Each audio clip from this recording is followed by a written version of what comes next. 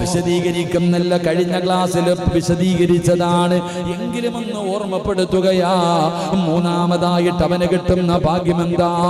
പിശാചിന്റെ ഉപദ്രവങ്ങളിൽ നിന്നുള്ള സംരക്ഷണം അല്ലാഹു കൊടുക്കുകയാ. നീ ഇബ്ലീസിനെ പേടിക്കണ്ട, പിശാചിനെ നീ ഭയപ്പെടണ്ട.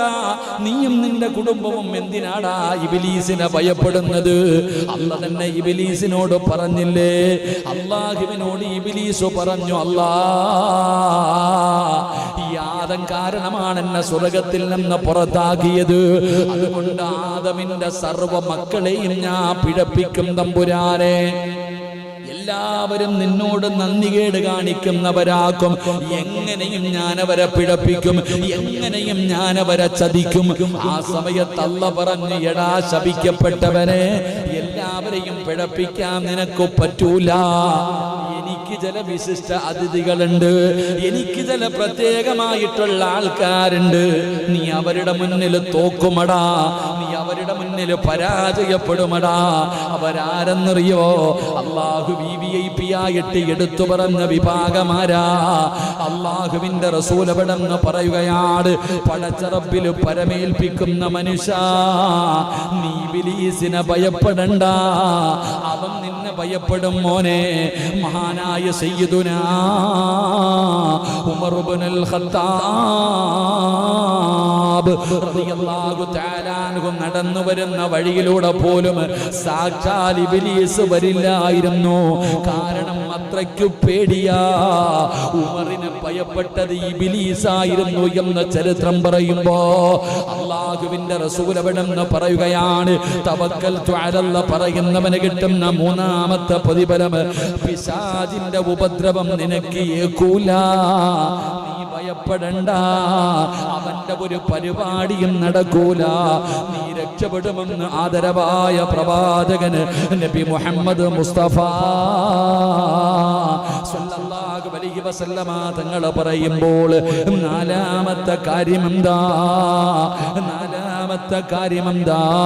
ലൗ അന്നകും കുന്തും തതവക്കലൂന അലല്ലാഹി ഹഖ തവക്കുലി ലറസഖതും കമാ തുർസഖു തയ്യിർ തഖദു ഖിമാസാ വതർഹു ബിതാനാ. നീ എന്തിനാ ഭയപ്പെടുന്നത്? അല്ലാഹു പറയുന്ന നാലാമത്തെ പ്രതിഫലം ഉമർ ഇബ്നുൽ ഖത്താബ് തങ്ങൾ റിപ്പോർട്ട് ചെയ്യുന്ന ഹദീസ്. അല്ലാഹുവിന്റെ റസൂൽ പറയുകയാ, മോനെ പേടിക്കണ്ടടാ, നിനക്കുള്ള ഉപജീവനം ഞാൻ തരാം. നീ എന്തിനാ പേടിക്കുന്നത്? നിന്റെ കുടുംബത്തെ കുറിച്ച് നീ എന്തിനാ ഭയപ്പെടുന്നത്?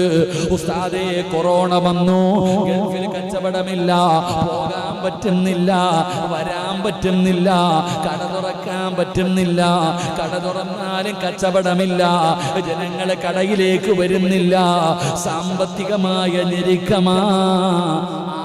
മോനെ പേടി. ഈ പേടിയുള്ളത് അല്ലാഹുവിനെ പരമേൽപ്പിക്കാത്തവനാണ്. പടച്ച റബ്ബിനെ കാര്യങ്ങൾ ഏൽപ്പിച്ചവൻ എന്തു പേടിയാ? അവന്റെ ഉപജീവനം അല്ലാഹു അവന് നൽകുമെന്ന് നബി മുഹമ്മദ് മുസ്തഫ സല്ലല്ലാഹു അലൈഹി വസല്ലം. എന്റെ പൊന്നാര ചങ്ങാതിമാരെ, തവക്കൽതു അലല്ലാഹ് പറയുന്നവന് കൊറോണ വന്നാലെന്ത്, ഓക്കി വന്നാലെന്ത്, വെള്ളപ്പൊക്കം ഉണ്ടായാലെന്ത്, ഒന്നുമില്ല. ഗൾഫിൽ പൈസ ഉണ്ടെങ്കിൽ എന്ത്, ഗൾഫിൽ പൈസ ഇല്ലാഞ്ഞിട്ടാ? എടാ, എത്രയോ പേര് ഈ സമയത്തും അടിപൊളിയായിട്ട് കച്ചവടം ചെയ്ത് ജീവിക്കണില്ല. കാഞ്ഞിരപ്പള്ളി കൂടെ പോയപ്പോ ഷാജിയൊക്കെ പറഞ്ഞ കട മുട്ടക്കടയിൽ ഒരു വണ്ടി മുട്ടയാ വരുന്നത്. അല്ലാഹു ബർക്കത്ത് ചെയ്യുമാറാകട്ടെ.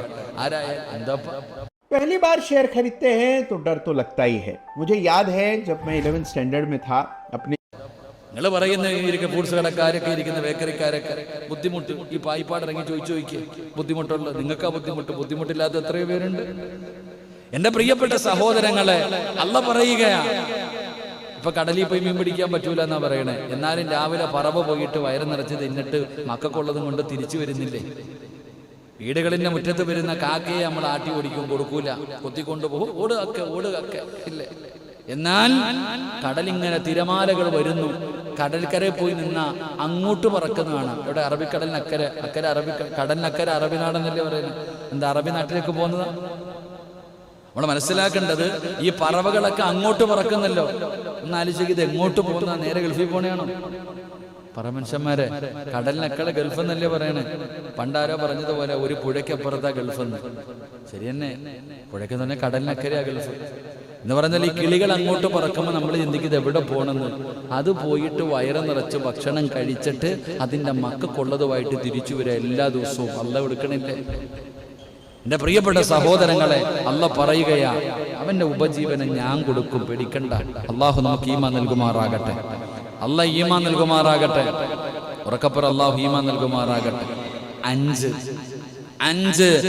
എന്റെ പ്രിയപ്പെട്ട സഹോദരങ്ങളെ, അള്ളാഹുവിന്റെ റസൂൽ അവിടെന്ന് പറയുകയാ, പരിശുദ്ധമായ ഖുർആൻ പറയുന്നു, യൻസുറുകുമുല്ലാഹു ഫലാ ഗാലിബ ലക്കും വഇയഖുദുലുക്കും ഫമൻ ദല്ലദീ യൻസുറുകും മിൻ ബഅദി വഅലല്ലാഹി ഫൽയതവക്കലിൽ മുഅ്മിനൂൻ. അഞ്ചാമത്തെ കാര്യം എന്തെന്നറിയുമോ? അള്ളാഹുവിന്റെ സഹായം അവന് ലഭിക്കുമെന്ന് അള്ളാന്റെ വിശുദ്ധ ഖുർആൻ. തവക്കൽതു അലല്ലാഹ് പറഞ്ഞു കഴിഞ്ഞാൽ അല്ല കൊടുക്കുന്ന നേട്ടമാണ്, അല്ല കൊടുക്കുന്ന പ്രതിഫലമാണ്. എന്റെ പ്രിയപ്പെട്ടവരെ, അള്ളാഹുവിൽ പരമേൽപ്പിച്ചു കഴിഞ്ഞാൽ അവൻ അറിയാത്ത വഴികളിലൂടെ അള്ളാഹു അവനെ സഹായിക്കുമെന്ന് നബി മുഹമ്മദ് മുസ്തഫ സല്ലല്ലാഹു അലൈഹി വസല്ലമ തങ്ങൾ പറയുമ്പോൾ, ബദറിന്റെ രണാങ്കണത്തിലേക്ക് കടന്നുപോയ 313 സ്വഹാബത്തിന്റെ ചരിത്രമറിയാ.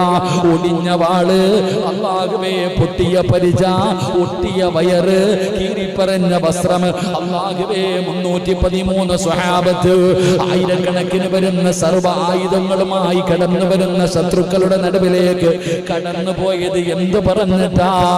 തവക്കൽതു അലല്ലാഹ്. ഏൽപ്പിച്ചിട്ടവരിറങ്ങിപ്പോയപ്പോ അല്ലാഹു അവരെ സഹായിച്ചത് മലക്കുകളെ ഇറക്കിയിട്ടാ. അവിടെ നിന്ന് മലക്കുകളെ ഇറക്കിയിട്ടാണ്.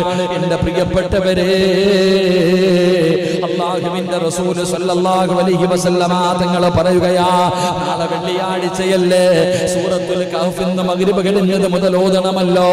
അതിനകത്ത് പറയുന്ന അസ്ഹാബുൽ കഹ്ഫിന്റെ ചരിത്രം എടുത്ത് വായിച്ചു നോക്ക്. അല്ലാഹു സഹായിച്ചത് എങ്ങനാ? വർഷങ്ങളോളം അവരെ കിടത്തി ഉറക്കിയില്ലേ. അസ്ഹാബുൽ കഹ്ഫ് വെള്ളിയാഴ്ച ദിവസം പാരായണം ചെയ്യണം. അല്ലാഹു ഭാഗ്യം തരുമാറാകട്ടെ.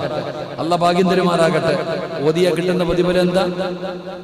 ആരെങ്കിലും ഒരു മനുഷ്യൻ അസ്ഹാബുൽ കഹ്ഫ് പാരായണം ചെയ്താൽ, സൂറത്തുൽ കഹ്ഫ് പാരായണം ചെയ്താൽ, ഒരാഴ്ച അവന്റെ കാര്യം രക്ഷപ്പെട്ടു. എന്റെ പ്രിയപ്പെട്ടവരെ, ഒരാഴ്ച പിന്നെ അവന്റെ കാര്യം അല്ലാഹു ഏറ്റെടുക്കുമെന്ന് നബിയുനാ റസൂലുള്ളാഹി. നബിയുനാ റസൂലുള്ളാഹി 3 സ്വലാത്ത്, സല്ലല്ലാഹു അലാ മുഹമ്മദ്